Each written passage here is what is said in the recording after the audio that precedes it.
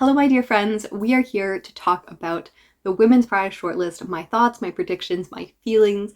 I read 10 of the books out of the 16, which I feel like gives me a good understanding, and I've listened to some reviews and other thoughts from other people about various other books. So I'm here to talk about the books that I loved, talk about the books I hated, talk about the books that I hope are shortlisted, and the books that I think are probably actually going to be shortlisted.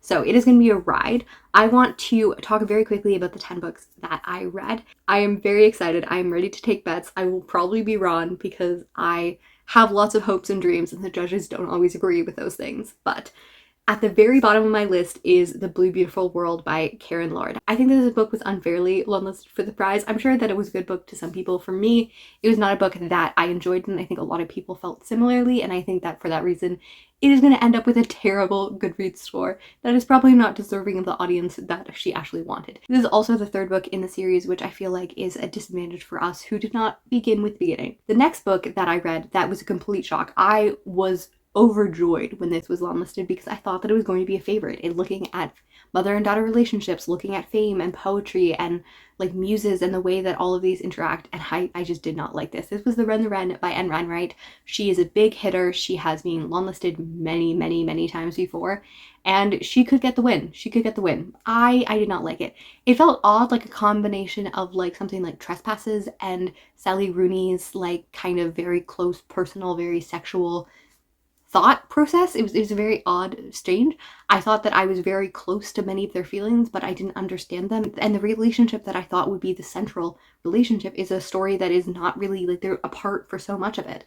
And then everyone else is kind of just disposable people that come in and out, and some of them leave lasting scars, but we don't feel connected. So like, it's just like moment after moment, a lot of them traumatic, that happen over and over again, and I don't feel anything. So those two books are at the very bottom, and then I definitely do have a jump until my next book. I did not love this book, but it was a 3-star. Like, it was not a book that I hated, and this is 8 Lives of a Century-Old Trickster. This is a book that follows a woman who has had many lives. We both begin and end in different point of views from her own, but the rest of them are primarily from her, as well as some of the supporting characters. She's a woman who has been a spy, a murderer, a terrorist, a lover, a mother, all of these various different relationships, and we kind of look at their various things. I really liked parts of the end of the book, and I really struggled with the beginning, and then the end also let me down. It went back to the framing narrative, and I think the framing narrative was fine. It felt like there was a lot of elements that were disconnected, that didn't fully become one cohesive narrative. This is a book that I wouldn't like despise if it got shortlisted, but I would be very surprised if it did. And then the next book is also a big jump. All of the rest are at least 4 stars. It's probably more like a 3.75. Like, I definitely struggled with the beginning, but as we went on, I appreciated the book. And this is Brotherless Night. And this is by a previously long-listed author as well, so that's a good point to remember. And this is about the civil war in Sri Lanka. It begins in 1981 and then follows throughout the 80s as this girl, Sashi, is trying to become a doctor. The beginning of the novel begins with her in New York about 25 years later, and she's recounting the fact that many people would call her a terrorist back in the day, and that she gets a letter from someone she knew then. And it really does look at the way that we write narratives and stories, and it really looks at the nuanced relationships, because like, many of the situations, she doesn't fully agree with them, but she also doesn't fully disagree with them. And it's like these very interesting things. Like, there was a lot of nuance there. I had a good cry during the book because it really tugged on many of my emotions. I love that it had this through line of feminism, and it has a feminist book club and many discussions. It had really interesting things where it would refer to real events, and I need to do some research into that, but like, it would reference someone as only K, and we kind of get an understanding that his personhood is being obscured because he was someone who was important. So there's really interesting elements that I enjoyed. The next 3 books that I'm going to talk about could probably be in any order. I enjoyed all of them, and I had problems with all of them. The first one I'm going to talk about is Western Lane. This is a book that has had a life on book prizes, and I'm really excited that I read it because I think that it is very quiet, but it's also really beautiful. Western Lane tells the story of an 11-year-old whose mother has just died, and she has 2 older sisters, and her father is having a hard time. It's a very insistent writing style, but it shows so much depth in there. I really enjoyed many of the elements that were involved in this.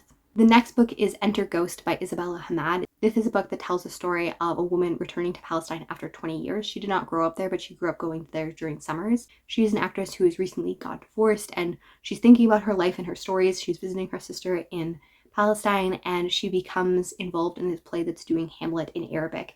And this really plays with creativity in here in really cool ways, where we get introduced to the characters through like cast lists, and you kind of get an interaction between who they are playing and who they're not playing, and you also see the way that creativity runs through that. And this book made me feel incredibly inspired to like write art and think about art. It's also a book that I finished about a month ago and is already pretty much fading from my mind. So I wish it had a little bit more staying power. River East, River West is a book that I have finished really recently, and I recently had a review talking about this in depth. This book primarily takes place in Shanghai in 2007, 2008, but we also have flashbacks all the way to the 80s and then moving forward.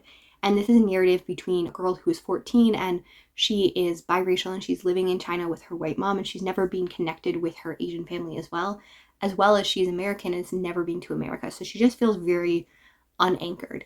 And her mother, who has struggled with substance abuse and has struggled with other things, gets married, and she always thought that it would just be the two of them as partners against this world, and she's really struggling with this. Meanwhile, we're also seeing stories of her stepfather as he is a young man and going through college and his marriage and all of those things.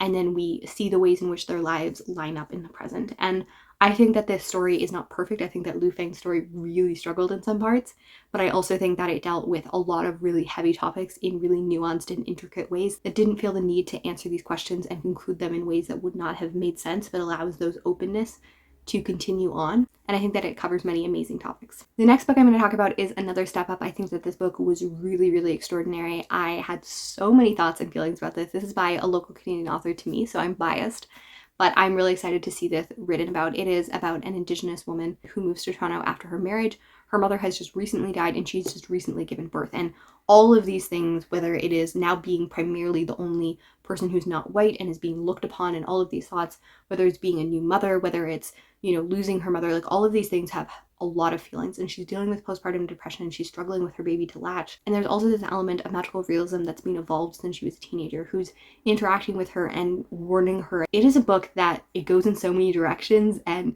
it has moments where you're like, oh wow, what is happening? I think that it looks at microaggressions and racism and identity and mental health like so well. And it's a book that like it begs to be reread because there's so many things going on. This was one of the first books that I finished, and I'm still thinking about it like every day, which is something that is always a check in the column of judges because they are rereading these books several times. So like if they are getting more and more from it, I think that that makes it more likely to be a book that will be rewarded. If you asked me which book I wanted to win before I read any of these, this would have been Night Bloom. I am so excited to see this author on this because I really enjoyed her previous work. And this is about two cousins, Selassie and Akofa. They are growing up in Ghana in two very separate lives, but as best friends. We first see the experiences of Akofa's life from the time that she was born all the way until her 30s, and then we rewind and see the story from Selassie's point of view. And it's very interesting the ways in which perception and narrative and the voices around you really influence the way that you see a story. And it might sound repetitive, but it's not, because Selassie's point of view doesn't dwell on things that Akofa's point of view have already established. It's more focused on the places in which they have separate opinions or feelings or just perceptions or realities of what happened. I think that it dealt with trauma, especially family trauma, and the way that that sprinkles throughout generations and continues to influence the ways that we perceive situations really, really well. It also dealt with silence and secrets and the ways that we are meant to remain silent and not tell our stories. That's something that's really apparent in this book. Really, the only complaint that I have about this book is that I think the ending could have been a little bit longer.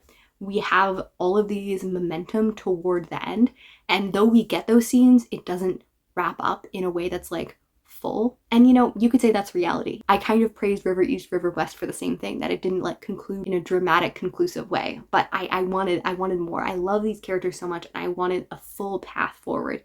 And maybe that's not something that's fair, and that's something that's not realistic, but I really wanted to see it. The last two books on my list are complete surprises. These were books that I was not very interested in reading and I didn't think that I would love, and yet they became my 2 5-stars. The first one is Ordinary Human Failings. I was blown away by this book. It also deals with this quietness and these stories, and it's about crime and true crime, which is something that I don't really like. And I think that if you don't like true crime, you might enjoy this book better because it is not about the crime.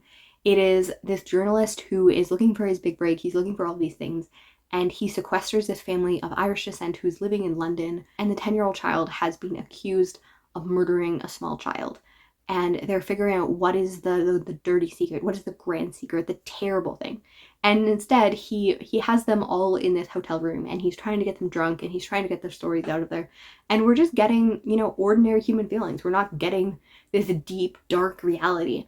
And I think that it shows the ways in which we're all kind of in our own stories, that these slight things can become huge and they really impact us. And it is a book that I love the writing style. I love the stories, the humanity of it.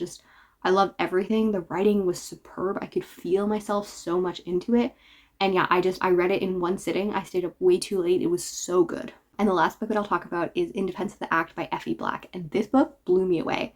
From its first page, you kind of get drawn in. And I have to thank Camila from Hasty Books because she talked about this and I was not going to read this. And I was like, wait, maybe I should read the first page. And I read the first page and I loved it. It really talks about this woman who's in her 30s. She's a scientist. One of her introductory things is that she's talking about how someone's a bad public speaker, and she's like, how do you become a public speaker with being bad at it? And she's like, well, I guess I'm a scientist and I'm pretty bad at it. Like, there's just this joking kind of narrative, which I feel like some people might hate, and it might not get shortlisted for that reason, but it deals with mental health and with family trauma and all of these other things, because she thinks that suicide is right because of the ways that she's experienced it. And I don't want to get too into the spoilers because I have a lot of sensitivity around suicide, which is why I didn't want to read it. But I think that it really makes sense. And the storyline that she goes through is really powerful. And it was also called an essay, and I think that this is true because we kind of get a point of view, we get a thought, and she uses that as a jumping off point, and then she explains that part. And that sounds more technical than it is. It is so funny and so evocative. Like, I wrote down so many lines as someone who loves my old friends. I felt transported. And these characters would only sometimes appear in one section, and yet you would know them immediately. Like, there is such a clarity to who everyone is. The way that she was able to make situations and feelings and moments alive was spectacular. Like, so good. So yes, that is probably my highest rated book. Is it the book that I think is going to win the Women's Prize? No. So that's where my predicting and analysis comes in. We do have 3 previously long-listed authors. So we have The Wren by Anne Enright, we have Brotherless Night, and we have Dolly Monitor. And which book of these do I think is most likely to get on this? I think The Wren. I would be happy to see Brotherless Night more, and maybe we'll get both of them. Last year I predicted that we would not get 2 former prize winners in the mix for the shortlist, and we did, and then one of them won. So, you know, we could get all 3 of them. I think that we might step away from someone who's so well known, especially with the list that we have. The next book that I often see represented is like a little book, a book that is not well known or not well seen, or no one has heard about it, and I think that those books almost always get recognized, at least one of them. Black Butterflies or The Bread the Devil Needs are like good examples of books like that no one had heard about. They're very small and not well talked about, and then they get longlisted and then they are shortlisted. They're not normally the books that are going to win, but they're almost always one of them that is shortlisted. And I think for this year, that is In Defense of the Act or A Trace of Sun. A Trace of the Sun is a Caribbean book that looks at family and looks at homeland and a boy who I think is separated from his mom for a long period of time. It's a book that's not published in Canada, so I haven't done a ton of research into it. And it would be interesting to see it on here. I love, wide representation. But In the Defense of the Act feels also kind of like one of those modern books. You're like, nobody is talking about that, or I'm a fan. I'm a Fan did not make it last year, which was surprising for a lot of people, but you often have this book that feels a little more modern, that's a little more playful, and that would definitely be In Defense of the Act. I think that it's quite likely that Enter Ghost will make the shortlist. It is a book that has a lot of timely resonance, and the fact that it was longlisted makes me think that it will also probably be shortlisted. I think that the books that are most likely to not appear on this year's shortlist, I think includes books like 8 Lives of the Century-Old Trickster, Restless Dolly Monitor, Blue Beautiful World, and The Maiden, and probably Western Lane. I think that it had like a great shot, and I'm glad that I predicted that it would be on this, but I don't know if it will be shortlisted for another prize. I could also really see Two of My Sweethearts not making it, and Then She Fell is very experimental for this prize. I could really see it not being recognized. I'm also worried that Night Blue might not make it. I'm worried that if it might be crowded over by other books. Out of the books that I've not read, Soldier Sailor is the book that I'm most excited to read. And I want to say that it might be shortlisted, but I'm also worried about shortlisting it because I'm worried that Ordinary Human Feelings and it won't be on the same shortlist. They're both books that are Irish authors that are looking at motherhood, that are looking at these complex family relationships in very intimate ways. And I'm worried that they're not books that will be on the same shortlist. And I would be really sad to see Ordinary Human Feelings go to the wayside. So we've gotten to the moment in which I'm going to talk about my personal shortlist, and then I'm going to talk about the shortlist that I think is actually going to happen. So In Defense of the Act, Night Bloom, Ordinary Human Feelings, and Then She Fell, River East, River West, and then either Enter Ghost or Brotherless Night. I would be happy with either of them. I feel like Enter Ghost is a little bit more likely. I feel like actually both of them might be shortlisted, because I'm going to talk about what I think and I'm going to predict is actually going to be there. So I'm going to continue to put Ordinary Human Feelings up there. I think that it could be Soldier Sailor. Maybe we'll get both of them. We can always be surprised. But yes, I think Ordinary Human Feelings, In Defense of the Act, it feels like one of those books that's, out there and that people will have lots of discussions on. It's an indie press, And then we have A Brotherless Night. I think that this is a returning author who has, had a long history, and this is talking about a really important topic, so I really could see this. I think so many of these books look at war or homeland or many of these other elements, and this book deals with it really directly. I think that it brings in and continues to have the consistent themes that were in the long list represented in the short list, which I think is important. They were clearly drawn to these books and were drawn to these themes for important reasons. So I feel like they'll probably still want the variety in their short list. So yeah, In Defense of the Act feels like it has some similar aspects to other books, and I would really likely see this.